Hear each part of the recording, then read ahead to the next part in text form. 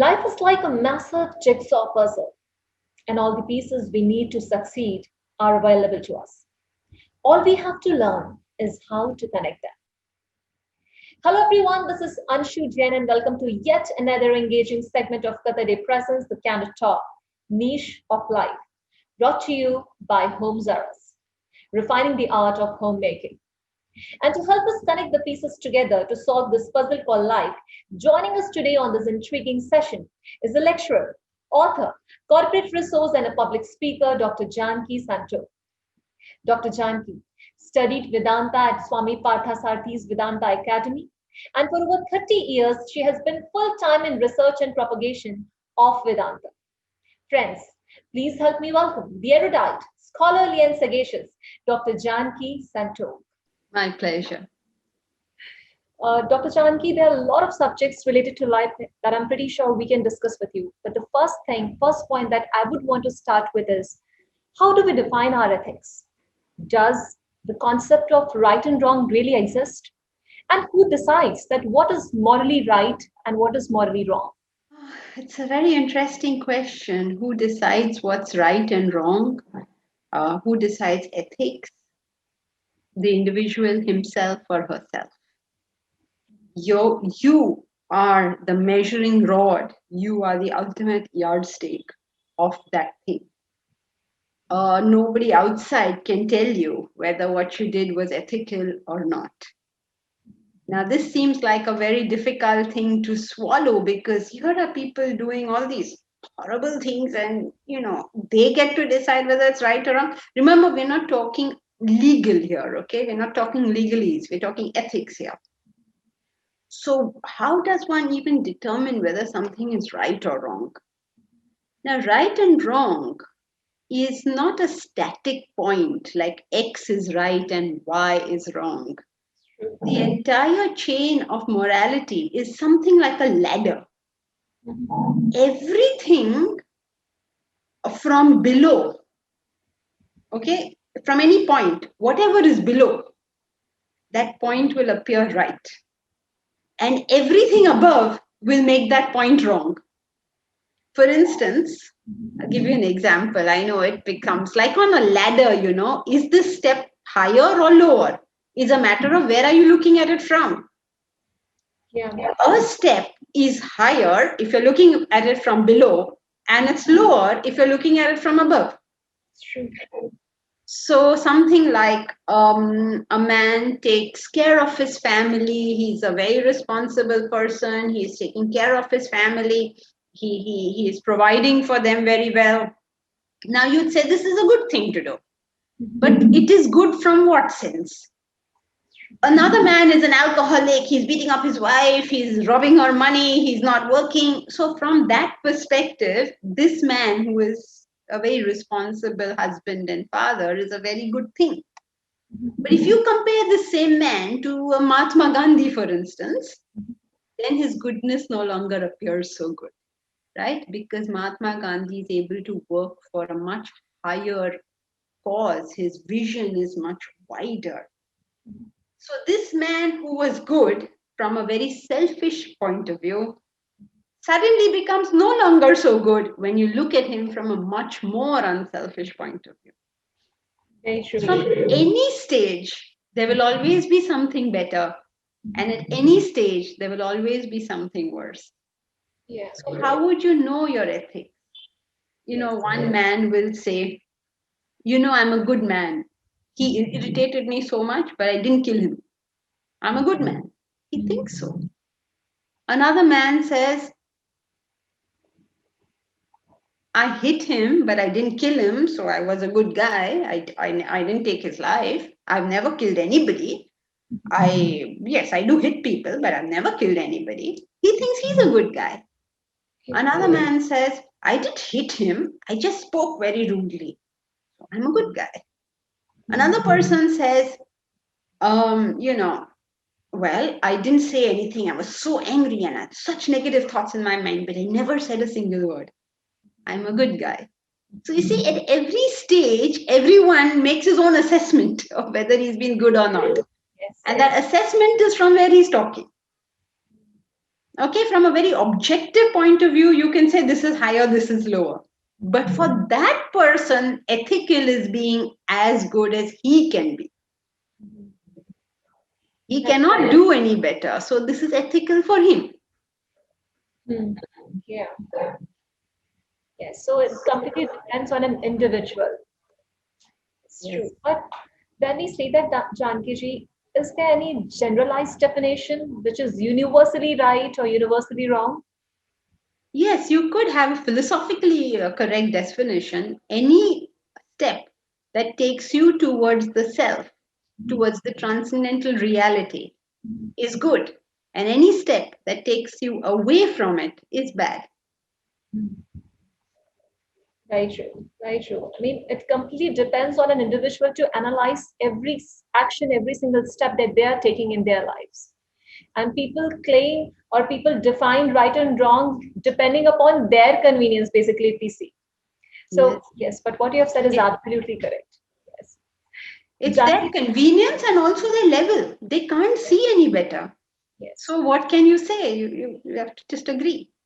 it's very true. Indeed. And that's how we have to analyze ourselves, our day-to-day lives, actions, and basically, depending on that, we have to define our ethics in lives. Yes. And be less judgmental of others. True. That's the biggest Whatever mistake. is right for them may not be right for me, but he's doing it and more power to him. It's Yes, okay. I don't have to get into his ethics. exactly. Acceptance, I guess, is the most important factor. Accepting people the way they are and not forcing our emotions, our thoughts, our judgments on them. Yeah. And more than accepting, I would prefer using the word understanding. If you understand the whole perspective, you Yes, really have no problem with it.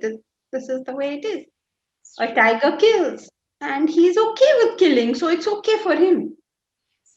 But it's Yes, not okay for me, so I can't do it. it's very true. Very true. Understanding, right? Absolutely correct, Janki. Janki ji, most of us have no clue of what we want in our lives, even after being qualified and completely settled. You see, there is some void within each one of us. How to fill that inner emptiness? What is the way of doing it? Same answer, correct understanding of life. As we understand life correctly, there is no void because we seem to understand that I am already complete. There is nothing to be hunting, there is nothing to be chasing. I'm already complete. I'm not looking for completement. I am complete as it is. I can be happy right here and now. I don't have to wait for something to happen. But it's so difficult to do that. It's so difficult to say, I'm happy right here and right now. We don't always feel that way. And when we don't always feel that way, one good thing to do is to examine the quantum of selfishness in us. You can achieve the whole world, but if the quantum of selfishness is high, you'll never find satisfaction. So, as the selfishness in us comes down, a deep inner satisfaction starts coming within us. So, if you see the life of any unselfish person, almost everybody will talk about how much peace there is on their face because that's how they feel. If you look at a Mahatma Gandhi or a Mother Teresa or anybody who has, been willing to put aside their selfishness and do something, you find those people always peaceful. They don't talk about any void or emptiness, except to the extent that they've not yet completed the journey. Okay, so nobody's 100% unselfish or selfless, really, except like maybe a Buddha, maybe a Muhammad, maybe a Christ, maybe a Ram or a Krishna. They have completed the journey. They have found, selflessness. So they are always happy, always blissful, always okay. Janki, when we say that, it's absolutely okay that we can be completely selfless. We will try and incorporate all those virtues, values in our lives. But what about the circumstances which are being created by others in our lives? When I say that, unnecessary trouble that people cause or create around us, how to handle those situations, and how can be at peace with oneself when there is so much of disturbance happening around? We can decide that yes, I'll be focusing just on my work, I'll be completely selfless, I'll have that attitude. But what about the circumstances around that doesn't enable you to do so? How to react in that situation? Firstly, we are not capable of that kind of selflessness. We can only be as unselfish as we can be. Like every one of us is somewhere. We can only take one step forward. We cannot take 100 steps forward. We always have to take one step forward. So we are going to fall short of the ideal of selflessness, every one of us. But we strive to go there because the closer we go, the more peaceful we become. But the fact remains that there is no external circumstance which is capable of disturbing me. It just doesn't exist. What disturbs me is my desire. If I didn't have that desire, this would not be disturbing me. Suppose somebody says something very rude to me. Okay, this hurts me. But why does this hurt me? He is saying something rude. He is doing something wrong. Let him suffer. Why will I suffer for him doing something wrong? It's like saying he ate chilies and my stomach is hurting. This can't happen. I can never suffer for other people's faults. I suffer for my faults. I suffer the cause and effect relationship that's working for me. So if I have a desire in me, okay, I say, I think Anshu should really love me, really respect me. And then Anshu is like, okay, it's okay. Then I'm very hurt. I'm offended. How can you treat me like this? Right? But why am I hurt? Not because of the way you treated me, but because of my desire. Yes. Okay. So now we all have desires. This is a fact of our life. So minimum we should be able to do is keep these desires under our intellectual governance. For instance, suppose I need approval. Suppose I want somebody to praise me or love me or something. So minimum intellectual application I should do is go and try and get it from a person who will give it to me. Most of us are foolish enough to go to a non-loving person and say, love me. Go to a hot-tempered person and say, be peaceful. It doesn't work like that. So minimum intellectual application, like, okay, I want love, but is love available in this place? For instance, there is this laptop in front of me. Now I'm very hungry and I'm saying, I'm going to eat the laptop. I can't do that. The laptop is a laptop. I can do some things with the laptop, but the laptop can't fulfill everything. If I'm hungry, it cannot fulfill my desire for food. I have to go there to the kitchen. And when I go to the kitchen, and if my fridge is also empty, I can't keep eating the fridge because I'm hungry. This is how we live in life.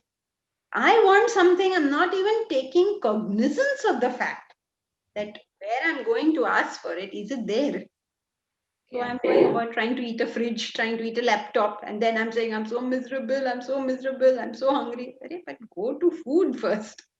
So we all have desires. We must bring them under our intellectual governance. There must be some kind of application in how to fulfill the desire. What is the right method of fulfilling it? Where is this thing available? There must be some kind of application going on. You can't just go madly. You can't say, you're my husband, therefore you should take me for a movie.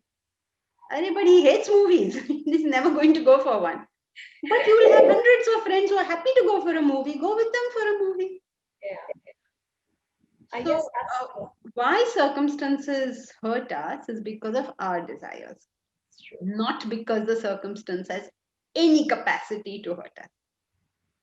nobody has got rights. Nobody has got the rights to hurt us unless we allow them to do so. Yes, I wouldn't even say right, I'd say ability. Yeah, wonderful. Absolutely. Yes. You try and get Buddha agitated. Can you get him agitated? You can say what you want to him. He's okay.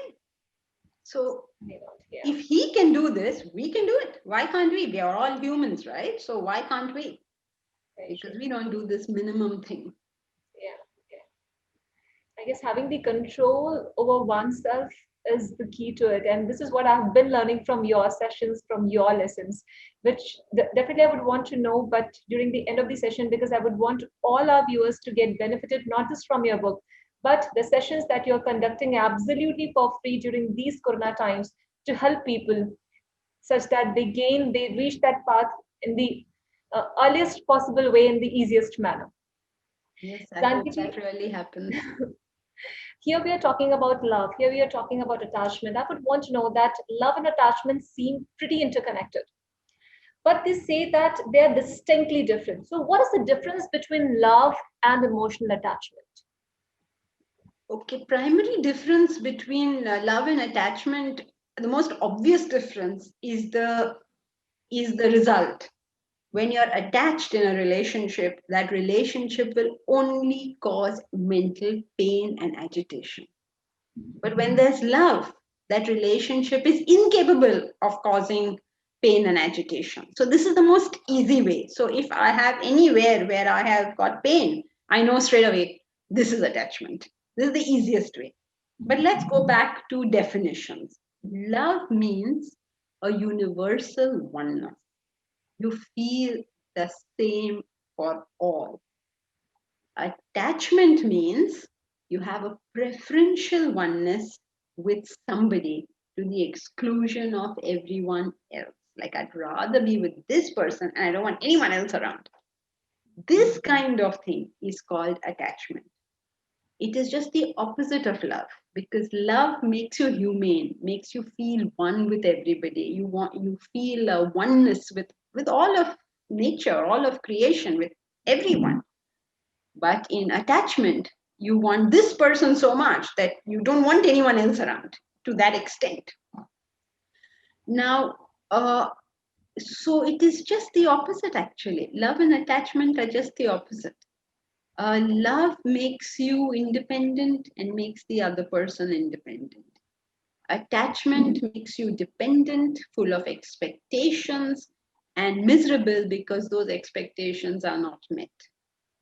Love is what a Christ feels. Okay, you put nails into his hands, you put him up on a cross, you torture him physically, mentally, intellectually. They put him up with robbers. They really treated him badly. They rejected him emotionally. They tortured him physically. And what did he have to say? He had only one thing to say: Father, forgive them. They know not what they do. That's all he had to say, right? This is love. Have that universal oneness. All you're concerned with is that person should not be harmed. He's harming you. No, he should not be harmed. But we are just the other way. We say, oh, your karma will take care of you. Okay, so it's just the opposite. So love and attachment are really opposite, and therefore their results are opposite. Love gives you freedom, gives you a wonderful relationship, gives you unfolds your personality, blossoms the personality, yours as well as the other person's. And in attachment, it is all like a restriction, a constriction. It is like having somebody on your back, and you feel like throwing that person off. So it's just the opposite, really. And all this trouble that we all have in relationships is because of the ungoverned, uncontrolled, unbridled attachment. People say things like, oh, you must fall in love and get married. Very good. Please fall in love and get married. No problem. But later on, don't say this was a disappointment, because earlier you haven't used your head whether this is the right person to get married to or not. So, well, then accept what you got, because you said, oh, all I care about is love. Really? I have fallen in love, so I will marry this person. Okay, then you're married now, so be happy. So, if you're willing for that, then please fall in love and get married. But please understand what you're doing. If you want to know what is the likely outcome of this relationship, you have to apply your intellect. You have to say, okay, I have a deep attraction towards this person, but what should I do? Is this a good idea or not a good idea? And consider it properly. And if you, according to you, it's a good idea, and you understand what you want, you understand what the other person wants, and you're willing to live a life of service towards the other person, then it makes sense, right? Yes. So if you do it properly, then it's beautiful. If you do it all messed up, then it's all messed up. What can anyone do? Yes, I guess most of the relationships they fail because people mistake attachment with love. right? Initially, we feel that our desires are getting fulfilled or our needs and requirements are being addressed and getting fulfilled. And that's why we get so attached to that person and we mistake it with love. That's, Yes. And not only, in fact, in attachment, your needs are really not being met, but you're sugarcoating it at the beginning. You're saying, no, no, I love him so much, or I love her so much. I think, why don't you watch what is going on instead of carrying on about your love, which is not even love in the first place? But it's not watching what's going on, because nobody behaves after marriage like 100% different from what they did before. You got all the hints before, you didn't happen to look at it. So who have you got to blame? But at any stage, the relationship can be improved. The relationship can be made to work, unless of course you were unlucky enough to marry a terrible terrible person. But in most cases, and 95% of the cases, it can be improved if only if one of them decide to become mature about it. Not even both, if one decides. So it can definitely work. right? Janki ji, you have explained the concept of love and attachment in such a beautiful manner. When you talk about love, when you talk about attachment and all those feelings, one factor, one word that plays a dominant role, not just in relationships, but I guess around the world, whether we talk about professional world, personal lives, anywhere, is ego. And it has been observed that management of ego is a very difficult issue. I would want to know, does insecurity drive an ego or vice versa? And how to overcome insecurity and control one's ego? Well, insecurity is nothing but an offshoot or a result of self-centeredness. The more selfish a person is, the more insecure the person feels. So you will see even riches don't help you with the insecurity. Kings have lived under this whole insecurity of wealth. You know, people in absolutely fantastic relationships are still insecure about the relationship.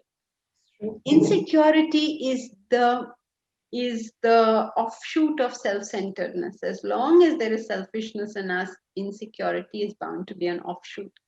That's why you'll see even carnivorous animals are very insecure, though they are powerful. And the herbivorous animals who are not even, they're not even powerful, they tend to be they're more secure. You go whack a cow, she doesn't even bother about you. Yeah. So they don't feel insecure. So insecurity is the result of self-centeredness. That's why you find that the most selfish people feel the most insecure, and the most unselfish people feel the most secure when they even have nothing. I don't know if you're familiar with the story of the Mahabharata. Okay, Duryodhana was the wicked prince, and he snatched away Yudhishthira, the righteous prince. He snatched his kingdom.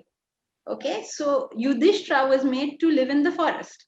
Yes. Now Yudhishthira was God's good man, really, living in the forest, and Duryodhana, the bad fellow, the self-centered fellow, was sitting on the throne of the kingdom. Now Yudhishthira in the forest was calm, and Duryodhana in the palace was insecure.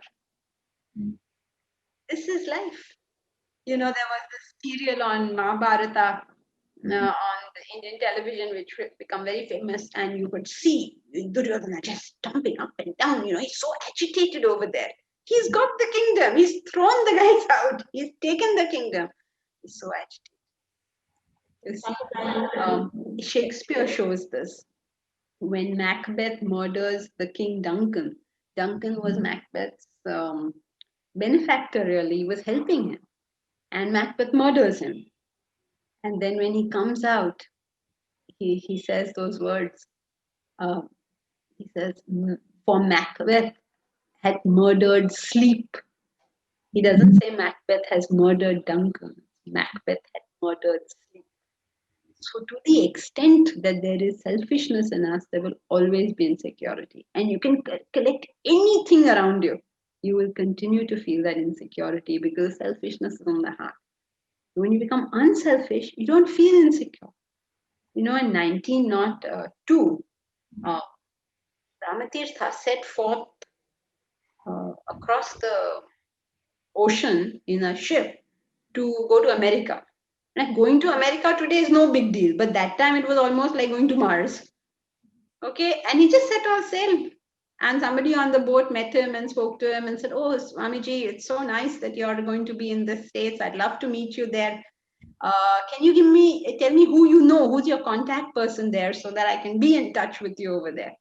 To which he says, uh, "There's only one person I know in the States, you." He knew nothing, he knew nobody, he's gone off to some strange land. How does he feel so secure? No axe to grind, no selfishness. So as long as there's no axe to grind, you feel completely secure. As soon as there's a selfish intent, insecure. But So what is this ego is nothing but really selfishness. I totally get this point. I totally understand. But when we say one has to be completely selfless and this ego and insecurity, all this, what drives basically these virtues, not virtues, I must say, these emotions, is the selfish nature of one particular person. But does that mean that one should not fight for their rights? Oh, not at all, not at all. If you don't fight for your rights, there's something very wrong here. We must, but that approach is not like that. The approach is not that I am fighting for my rights, then that becomes selfish. But suppose my husband is beating me up. Okay, I have to ask myself this question: is it correct for any husband to beat a wife? Answer is no, right? So I should not tolerate this, whether the person is me or anybody else. The answer stays the same, right? So it's not I am standing up for my rights. The attitude is not like, the attitude was this is incorrect and I'm not going to let that happen. Yes. It could be me, it could be anyone else. So to take something lying down means you are being selfish, in the sense that you're not doing what is the right thing to be done. So you have to do the right thing. That is being unselfish. Whenever you look at it from the right perspective, you're looking at it from a higher perspective, and that's how it should be done. Very true, very true. So it is basically fighting for something which is, as we say, ethically right or wrong, not because one, as an individual, one feels for himself that particular manner. But we are basically fighting for something which we say is ethically right or wrong. Yeah, that's what Krishna told Yudhishthira. He said, "How can you sit in the forest? You're the king. You should be over there. Go fight for it." But not like, "Oh, I must have my kingdom back." It's also attitudinal, it's not about the actions, the attitude that gives us that thing. He said, "You better go and fight. Don't sit here and say, oh, it's okay. He can take my kingdom." No, it's not okay. He's an unrighteous fellow. It's certainly not okay. It's true. It's very true. Wonderful. Janki ji, we are talking about ego, it's all these emotions and all the conversations that we are having in life, or whether we take any spiritual classes or life lessons, we listen to leaders. One thing that we are all aiming at, focusing at, is the way to lead a happy and fulfilled life. I would want to know, with so much happening around, how do one maintain inner peace and joy at all times? Does peace lead to happiness, or conversely, does happiness lead to peace? Happiness and peace are the same thing. There's no difference. It's the reason it appears different is because of the previous situation. If I go to a very dirty room and clean it, okay, somebody seeing it very dirty to very clean, they say, "Oh my God, it's so clean," right? But that same clean room, if you had not seen the dirty version, then you don't have that kind of reaction. So, dependent on the previous condition is what you call this happiness. So, sometimes you say it is happiness because I wanted a mango, I had it, and now I'm very happy, versus I am peaceful, So, it's all dependent on what is the previous condition. So normally, mature people don't go through this up and down in levels of happiness. They're just really happy. They generally comfortable about things. And how that happens is with the same two things that we spoke about. One is the the unselfish element, and second is the governance of the intellect. We need these two things in life. And if anybody has these two things in life, then they're going to be comfortable. Doesn't matter what the situation is. In fact, if you have these two things in life, situations are actually fun. There's no such thing as a problem. A problem is only a situation which I cannot handle. If it is something that I can handle, I say, oh, this is a good challenge. If it's something I can't handle, I go under it, then it becomes a problem. And if it is something that is not even, it's not so tough that I can't even handle it, I'm bored with it. Think of this. Suppose Andre Agassi goes to play tennis. Does he want to play with me? With me, I don't even play tennis, okay? If he plays with me, this is boring, right? So, what is a challenge if he plays with somebody of his level? And that's when it's enjoyable. So, the better we are at dealing with life, the, the greater we feel about the problems. Oh, this is good. This is a good challenge. Let me handle it.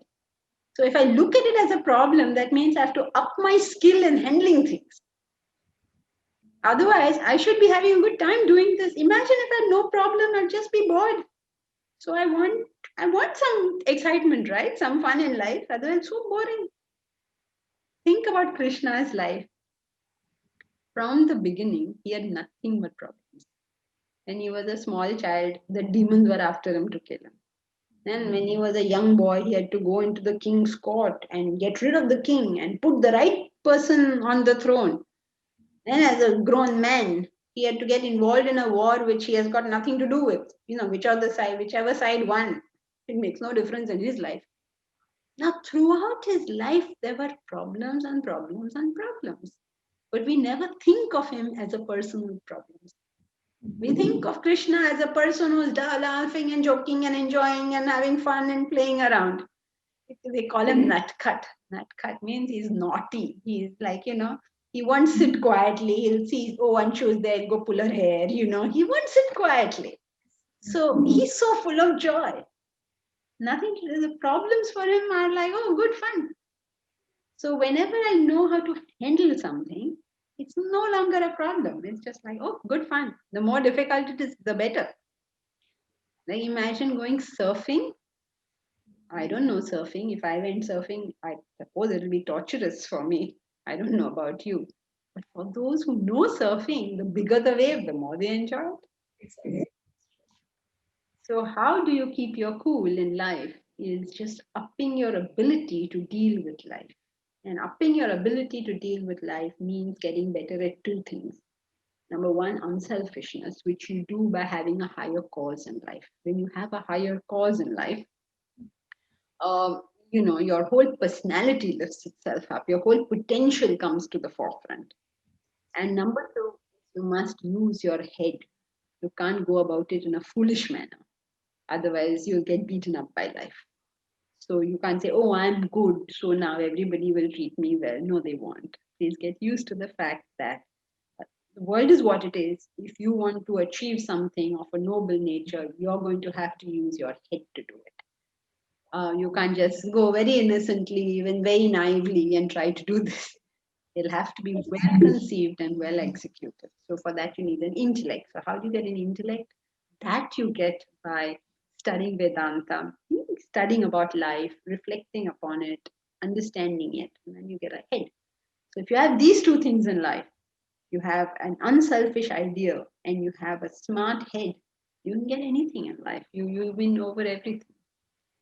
I mean, no challenge, no, this is nothing, it'll all be like loose balls dealing with these things. Janki, I surely understand this. What you're saying, having the unselfish attitude and having the proper intellect, which we gain by getting knowledge from institutes like Vedanta and various others. But how should one deal in the circumstances, situations that we are facing right now? I mean, if you just look at the pandemic that has disturbed everyone's life in a way that we can't even imagine. So many people have lost their loved ones. Their business have got completely, I should rather use the word vanished. how should they be accepting these facts? And how should they be going ahead with life? How should they face these challenges of life? Yeah, it is. It has been difficult for many people, and some people have had a far worse time than some others. But even though we feel deeply for them, at the risk of sounding insensitive, let us just try and understand something. Suppose it is raining. It is raining cats and dogs. It's a tumultuous night and it's stormy and it's raining so much. It's never rained so much. Imagine that, right? Now your roof starts leaking in that. Where will the roof leak from? It will leak in the areas that have been neglected, which have not been taken care of. The rest of the roof is actually fine. But any area which was not looked after, which has been left sort of undone, that is the area from where it will leak.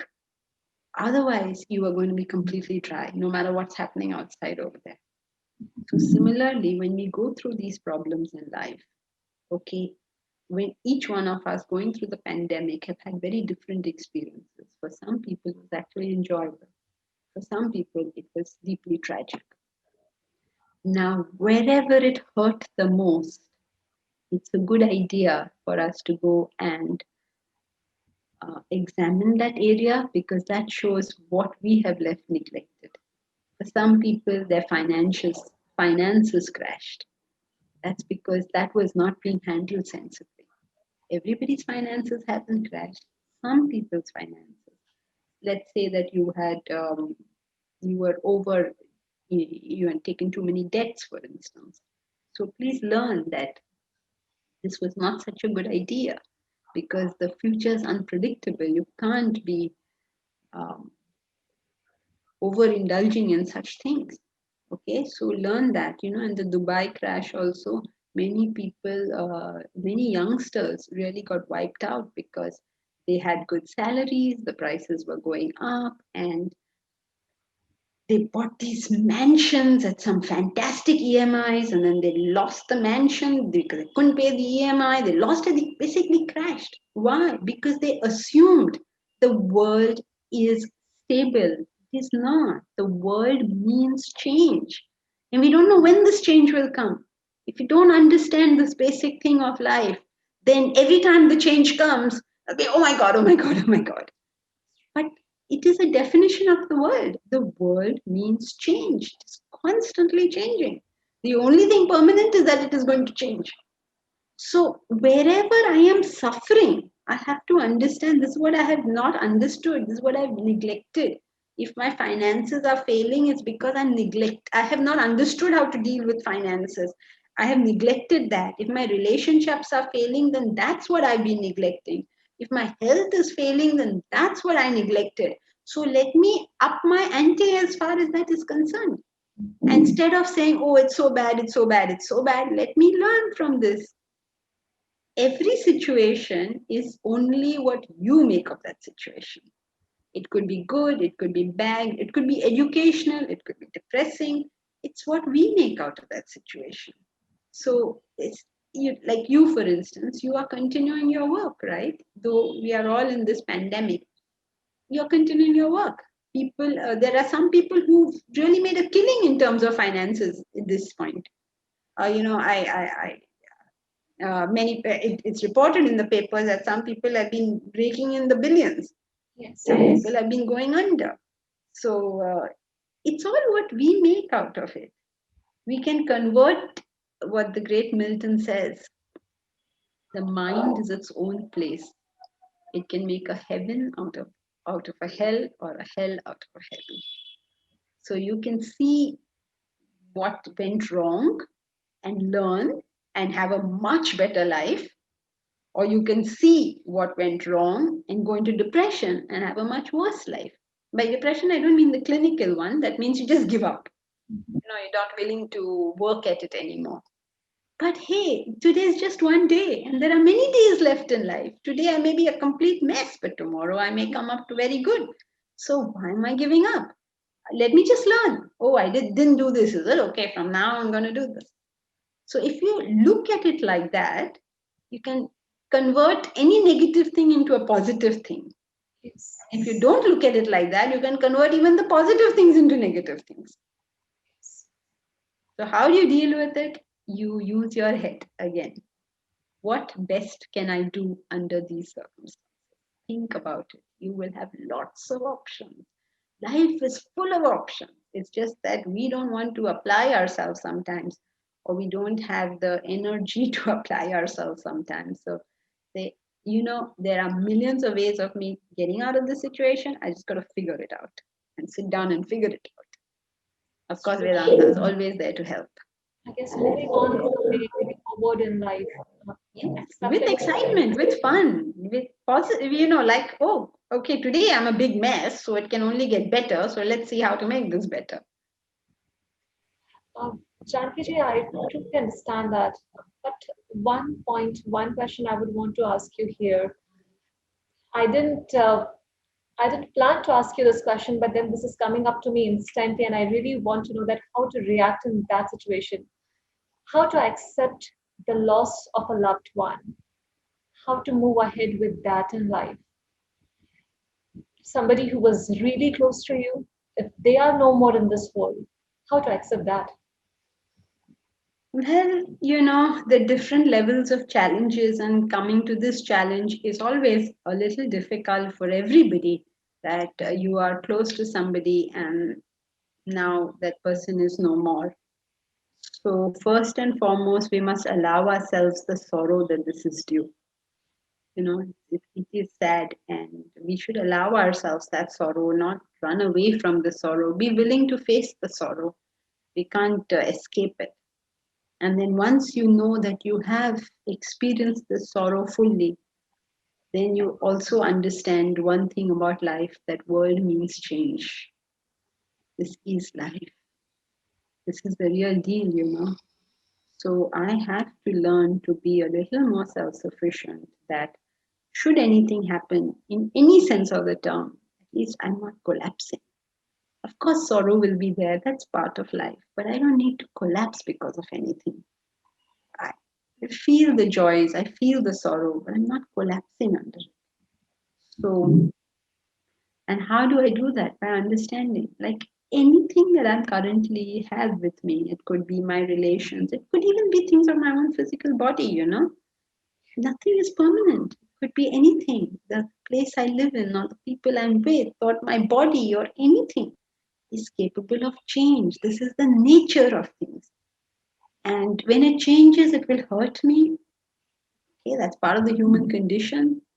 But whatever happens, I'm not going to collapse under it. Life has to still go on. Yes.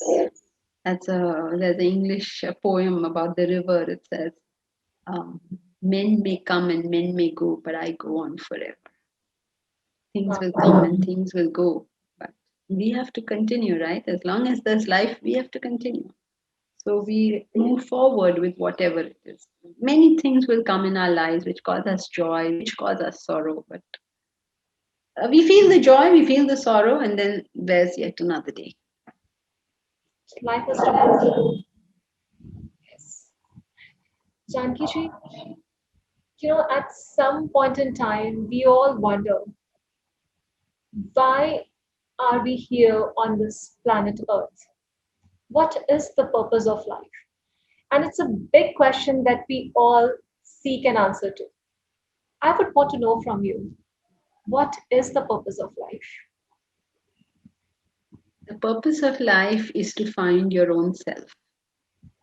The only reason we have any problem at all is because we don't know ourselves. When we don't know ourselves, we feel a void or lacuna within us. When we feel this void or lacuna, our thoughts go into the world to get something to fill this void or lacuna. But no matter what we obtain, it never fills the lacuna, because the lacuna was originally coming from the absence of the knowledge of your own self. And the moment you get knowledge of yourself, you feel completely full, you feel satisfied. And that's the purpose of human existence.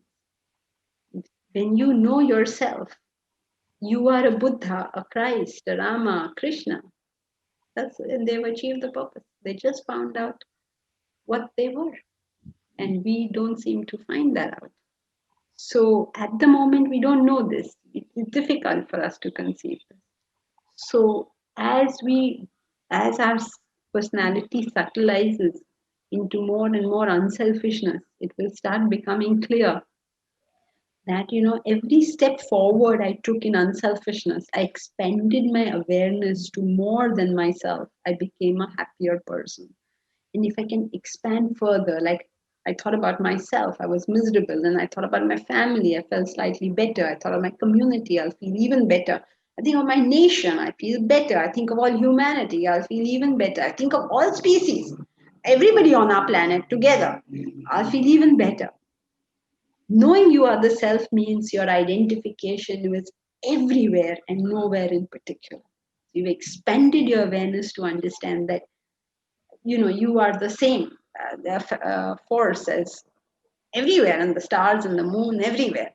And once you have that understanding, you have this complete fullness in life. And that's what is religion all about, just reaching that state.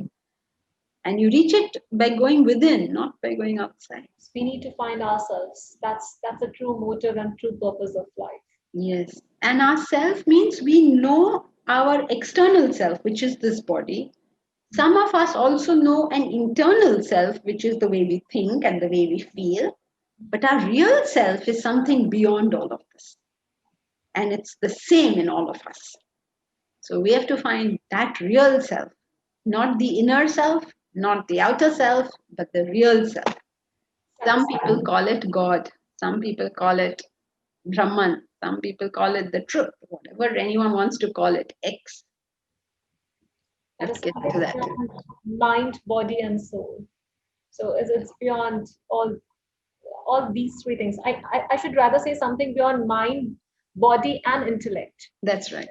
Yes, right. Janki ji, it was such a great pleasure having the conversation with you. But I just don't want it to limit here. I want many more people to get benefited from you, from all the lessons that you are conducting at Vedanta and beyond that, and about your book. We would want to know from you about your book. That is, how do you know what you know? At the same time, about the lessons that you conduct every week, 4 days. Could you please tell our audiences about it, such that they can also get benefited from this particular segment, what Vedanta is conducting absolutely free of cost right now, to help people get over the challenges that they're facing in their lives during these tough times? Well, the firstly about the book, right? So the book is called How Do You Know What You Know? And it is basically a re-examination of our thoughts. Our life is the way it is because we think in a particular way. And, rich people are rich because they think in that way. And poor people are poor because they think in that way. And engineers are engineers because they think like that. And artists are artists because they think like that. So whatever is happening in our life, good or bad, is because of the way we think. And we never examine the way we think. So we need some Diwali cleaning of the way we think. And this book is supposed to help that, to go into our thoughts and figure out, what is going on over there, especially in areas where I'm finding difficulty. Because seated in that difficulty is almost like a thought which is like a virus over there. And as long as that thought is there, that problem will recur and recur and recur in my life. And we all notice that problems recur. It's not like it goes away. It's that same problem. A lady who's having a problem with her mother-in-law continues to have that problem. You're having a problem with finances. You continue to have that problem. It just recurs because there's something in me. It's like an Achilles heel in me, which I must find and must remove if I want my life to be any better. So doing that Diwali cleaning, that spring cleaning of my thoughts is very important. So the book is supposed to help us review that so that we can all live happy, productive lives. And now the classes, actually the book got written because of the classes. Because And very where can we get the book from? That is the most important part. If anybody is willing to order the book, right now, where can they get the book from? It's available on Amazon. It's there on Kindle as well. So wherever they would like to get it from, Amazon, Kindle, Yeah, hard copy, soft copy, whatever they would like. they So will. it's available there. Any part of the world from Kindle, they can go and read it. So it's not an That's issue right. that if you are just in India, you can get it. Not at all. Kindle, you can Not, get it any part of the world. yes, Wonderful. We that. would want to know about your classes as well, Janki ji. Okay, so the classes are on Vedanta. Vedanta is a knowledge of life and living. It explains to us about what is life all about and how do we live this life. It explains the big questions of life. What is life? Where did it start? Where is it ending? Reincarnation, karma, all the big things it does. But more importantly, it also tells us what to do about our daily things. We have to deal with life on a daily basis. So it teaches us how this is done in a systematic manner. Nowadays, knowledge has come down to become like inspirational and all. Let's just get a good quote or something. Don't learn anything like that. You need to study it in a systematic manner as you would study any technical subject. And this is one subject where it is not an option. Because if I don't live my life well, who's going to live it for me? And this is the real deal. If I don't get it right, well, tomorrow I may be dead and I will have just been agitated my whole life. So, what's the point of this? I must understand how is this done properly. And properly doesn't mean that somebody will tell you do this or do that. That's not what it means. It means properly in the sense of a science, that these are the laws that are there. Please take cognizance of these when you're deciding whatever you're deciding. Vedanta has no do's and no don'ts. There is no such thing that says, oh, in Vedanta, this is allowed and that is not allowed. There's no such thing. It's just an education on what life is about.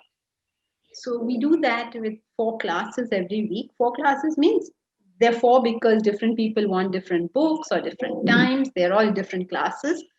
Thursday we have one 7 to 8, Thursday, Friday, and Saturday, Sunday we have it in the morning, India time, 10:30 to 11:30. So based on your preference of book, based on your preference of time, uh, please do join us. We'd be very happy to have you. Yes, exactly. And I'm a regular Vedanta student. I would want to know everyone. I've been attending Janki ji's session. So, IST, I'm talking about Indian Standard Timings. Thursdays and Fridays, it is 7 to 8, 7 p.m. to 8 p.m.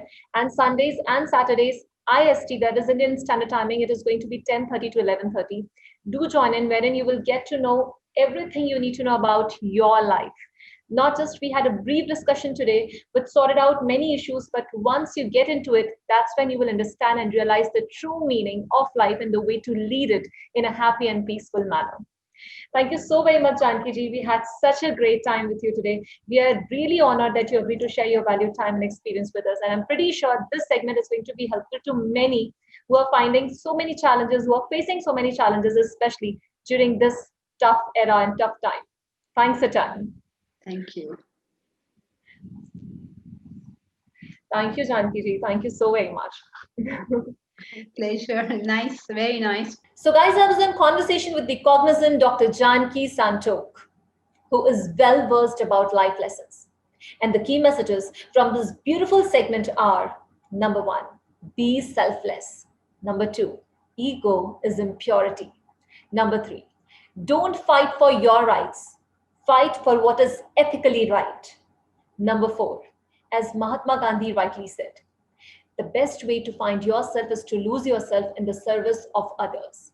And number five, to find the purpose of life, the true meaning of life means to find yourself, your own self, the God, the truth within. When I say that, what I mean or what we have understood by this session is to think beyond, to find yourself beyond your body, mind, and intellect. To know more about how to lead a happy and successful life, a peaceful life, keep following Dr. Janki Santoke on Instagram, Facebook, and Twitter. At the same time, you can attend Vedanta lessons, which are absolutely for free right now, the online classes on Thursdays and Fridays in the evening, IST, Indian Standard Timing, 7 p.m. to 8 p.m. At the same time, on Saturdays and Sundays, IST, 10:30 a.m. to 11:30 a.m. And for more such videos, keep following Qatarday on Instagram, Facebook, and Twitter. Don't forget to subscribe to our YouTube channel, that is Qatarday. And for daily news and information, keep visiting our website, that is qatarday.com. This is your host, Anshu Jain, for the Candid Talk, signing off for now with the promise that I'll be back again with another interesting segment. Until then, stay safe, stay healthy, and take very good care of yourself. Thank you.